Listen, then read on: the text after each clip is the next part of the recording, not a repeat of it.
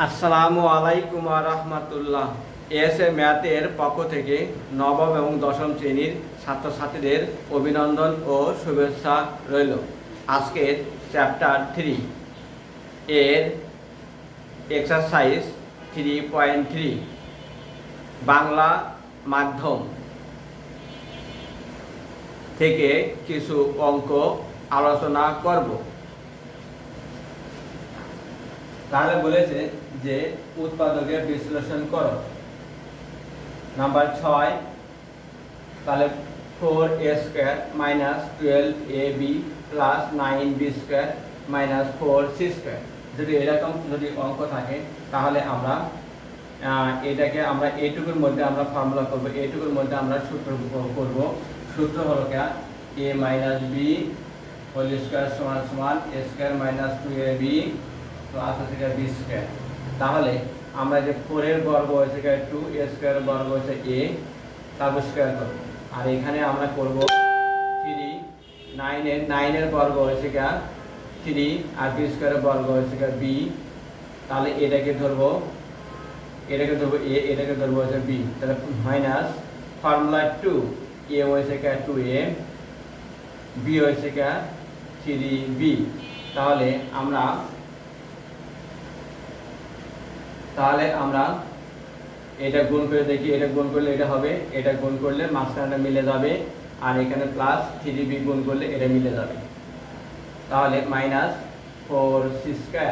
তাহলে এখানে আমরা লিখতে পারি, আমরা যদি a² - a - b² = a² - 2ab + b² যদি আমরা লিখতে পারি, তাহলে আমরা এটা সমান এটা লিখতে পারি। তাহলে এটা সমান এটা আমরা লিখতে পারি। তাহলে আমরা এটা সমান লিখব 2a মাইনাস ফার্স্টেরটা এবং লাস্টেরটা whole square 3b whole square. এটা ভাঙাইলে আমরা এটা পাবো, এটাকে ধরবে a, এটাকে ধরবে হচ্ছে b, a - b whole square. তাহলে a - b whole square a² - 2ab + b²। তাহলে আমরা এটা সমান এটা লিখতে পারি, এটা সমান আমরা এটা লিখতে পারি। তাহলে a - b হোল স্কয়ার। তাহলে সেম এটা লিখতে পারি 2a - 3b হোল স্কয়ার, আর এখানে 4c হোল স্কয়ার।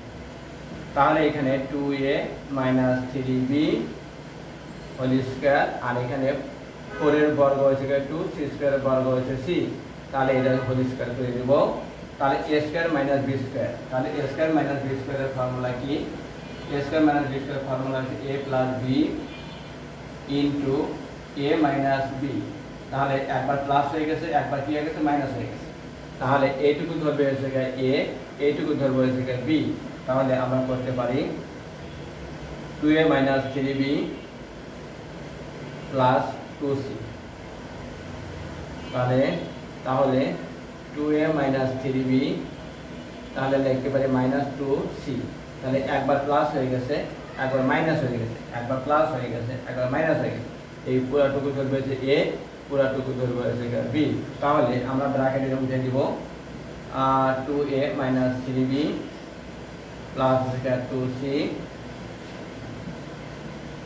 c, তারপরে দেখো 2a - 3b - 2c। তাহলে এর অ্যান্সার। তাহলে এই সমস্ত অঙ্কগুলো যদি সংক্ষিপ্ত আকারে আসে, অর্থাৎ 2 মার্ক আকারে আসে, তাহলে এখানটা তোমরা বেশি বেশি প্র্যাকটিস করলে তাহলে তোমরা এখান থেকে অ্যান্সার করতে পারবে। আর যদি সৃজনশীল আকারে আসে, সৃজনশীল আকারে আসলেও ক নাম্বারে প্রশ্ন আসবে, যেহেতু নাম্বার হচ্ছে 2 মার্কের আসবে, ছোট অঙ্ক 2 মার্কের আসবে।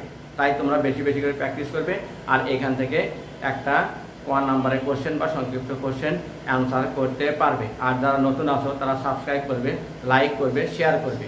আর যারা পুরাতন আসো তারা লাইক দিবে, শেয়ার দিবে। আগামী ক্লাসে আমরা নতুন ভিডিও নিয়ে হাজির হব। ধন্যবাদ।